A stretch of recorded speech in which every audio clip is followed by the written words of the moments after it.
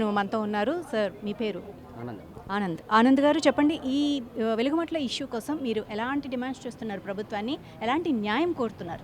ఇవాళ నిన్నటి నుండి విశారదర్ మహారాజు గారు, అలాగే మన కల్వకుంట్ల కవితక్క గారు బాధితుల పక్షాన పోరాడి ఏదైతే ఖమ్మం జిల్లా వెలుగుమట్ల ఉన్నటువంటి 600 మంది నిర్వాసితులను ఇండ్లు కూల్చేసి దాదాపు 15 సంవత్సరాల నుంచి వాళ్ళు ఉంటారు. అది భూదాన్ సంస్థ నుంచి ఇచ్చినటువంటివి. ఇట్లా గవర్నమెంట్కి ఎలాంటి దాని మీద హక్కు లేకుండా కూడా నిర్దాక్షంగా అక్కడ ఉన్నటువంటి ముగ్గురు మంత్రులు వాళ్ళు కబ్జాలు చేసి వీళ్ళని గరీబోళ్ళని ఇక్కడికి చెల్లగొట్టి వేరే దగ్గర ఉంచాలి, వాళ్ళకి రియల్ ఎస్టేట్కి అడ్డొస్తారు అనే విధంగా వాళ్ళని చేస్తారు. కాబట్టి వాళ్ళ బాధితుల పక్షాన తెలంగాణ జాగృతి కల్వకుంట్ల కవితక్క గారు ఒకటే డిమాండ్. ఎందుకంటే వాళ్ళకు ఉన్న జాగాలనే ఎక్కడైతే వాళ్ళు ఉన్నారో అక్కడనే వాళ్ళకి ఇల్లు కట్టించి అక్కడే జాగిచ్చి చేయాలి. ప్రభుత్వం కానీ వాళ్ళ పైన నిర్లక్ష్య ధోరణితో వ్యవహరించి ఇదే తీరుగా పోతామనుకుంటే తెలంగాణ జాగృతికి అన్నీ తెలుసు. తెలంగాణ ఉద్యమంలో మిలియన్ మార్చి కానీ సాగరహారం కానీ మరి ఏదైనా కూడా 14 సంవత్సరాలు తెలంగాణ గురించి పోరాడినటువంటి పార్టీ.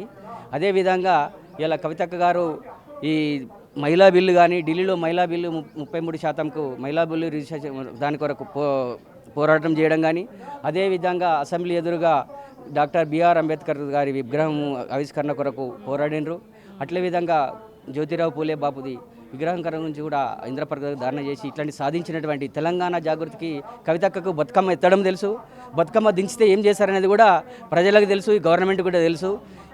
ఈ గవర్నమెంటు ఇలాగే వ్యవహరిస్తే గవర్నమెంటు ఏంటంటే ప్రజా సంఘాలు అన్ని సంఘాలు మాకు మద్దతు తెలుపుతున్నాయి. ఇవాళ వచ్చి అన్ని సంఘాలు మద్దతు తెలిపి ఇక ఇది నిరవధిక దీక్ష, ఈ దీక్ష అనేటువంటిది ఆపేది లేదు.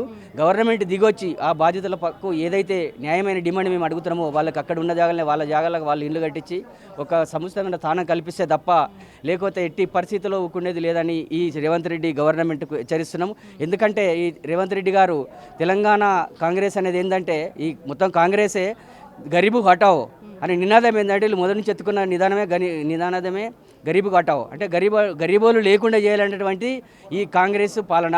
ఇక్కడ రేవంత్ రెడ్డి పాలన అష్టదిష్టంగా ఉన్నది. ఇక్కడ అసలు మొత్తం ఏంటంటే ఈ వ్యవస్థనే కుప్పగూలిపోయేటట్టు పరిస్థితి ఉన్నది.